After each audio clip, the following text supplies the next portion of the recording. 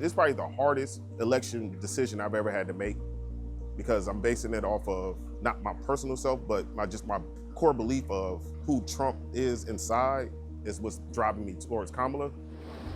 This is Clayton County, Georgia, just south of Atlanta, where more than 84% of voters picked Biden in 2020.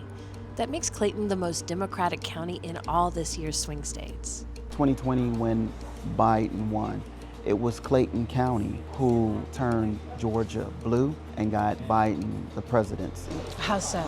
Our people turned out. Clayton County turns out. We expect the same for Kamala Harris. Almost 300,000 people live here, and nearly 70% are Black. The campaigns are fighting hard for these voters. Kamala Harris was just here with Stevie Wonder. We spoke to people at Black-owned businesses about what they were thinking in the last weeks before the election. I'm really not into politics, but Kamala Harris, her movement, I will say I support two things that she said and is doing. The $20,000 loan thing for the Black entrepreneurs, I really like that because it gives us a chance to, get our businesses up off the ground. And another thing is she's trying to legalize marijuana. Because, a lot of us get locked up just for our cars smelling like weed. It's a lot of synthetic weed out here, a lot of fake weed that's, bad for us. You want it to be legalized and regulated. Yes, and what gets me the most is it's banned in the South, where it's mostly African Americans or Black people down here. But up in the other states, the Union states, the blue states, whatever you want to call them, it's legalized. Well, who would you vote for if you do decide to vote? I don't know, maybe Harris. And why? Just listening to some of the stuff that she's said so far as like helping people. I'm big on helping. So why would you be undecided right now then? I would have to say because this will be my first time. Yeah. First time, like, woo, okay. My mom, none of them, they've never done it, so.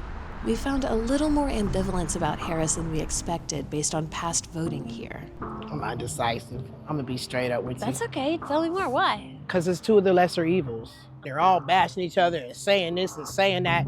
Then I take that and I go do research. When I research it, I'm like, but I do know one thing.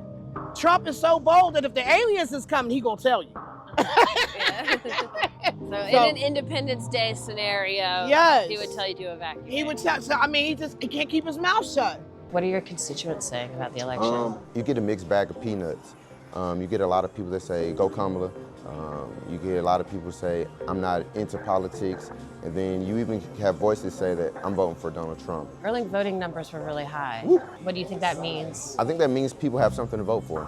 I think that people are impassioned, emboldened. They're excited to vote for something. I'm just hoping they're voting for Kamala Harris, honestly. We are house divided. Really? At this time, my husband, he's more leaning towards the Trump side, and I'm leaning more towards the Harris side, but I'm still trying to persuade him to come to the other side. And what is his objections? Well, he just doesn't feel that like a woman is fit for the job, so to speak. What you getting, 10 fade? And then we bringing the top down. I'm gonna be honest with you. During his time in presidency, a lot of money was flowing around. Yeah. You know what I mean? Yeah. So that was kind of like my reason for being like, hey, if you're gonna do that again, you run that back. He does a lot of stuff for shock value, just to get you to look at him. You know what I mean? So I don't really be taking none of that stuff serious. I'm gonna take my time with it. Cause it's like the lesser of the two evils type of thing. One topic of conversation has been the idea that some men don't want to vote for a woman president. Do you think that's a factor? I hear that a lot. Yeah. What do they say? Women are too emotional to run the country. What do you think of that? What do I think of that? I'm married. You think I'm about to answer that?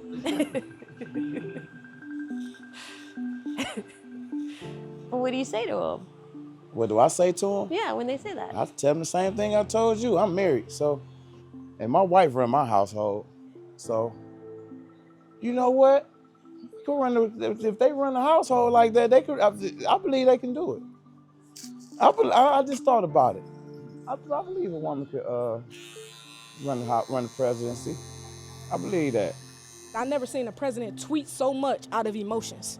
So to say a female cannot run the country because of emotions, and then the person she's running against stay on Twitter all day reacting because of emotions, doesn't make sense.